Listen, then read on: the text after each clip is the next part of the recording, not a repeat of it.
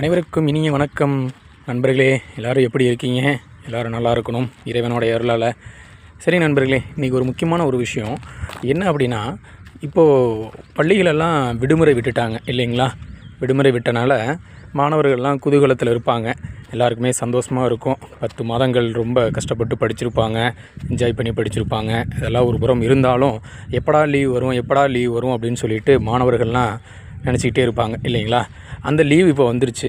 இப்போ என்ன பண்ணுவாங்க மாணவர்கள்? பெரும்பாலும் செல்லை கையில் எடுப்பாங்க. செல்லை கையில் எடுக்கிறனால அவங்களுக்கு அதற்கே அடிக்ட் ஆகிடுவாங்க. பெற்றோர்கள் என்ன பண்ணணும், பழங்காலத்தில் நம்மளாம் விளையாண்ட விளையாட்டுக்களை அவங்களுக்கு சொல்லிக் கொடுத்து குழு ஒற்றுமை, குழு மனப்பான்மையை ஏற்படுத்தி அதில் எப்படி நம்ம வெற்றி பெறுவது, அந்த மாதிரியெல்லாம் கேம்ஸ்லாம் சொல்லிக் கொடுத்தீங்க அப்படின்னா அவங்களுக்கு ஒரு சேஞ்சஸாக இருக்கும்.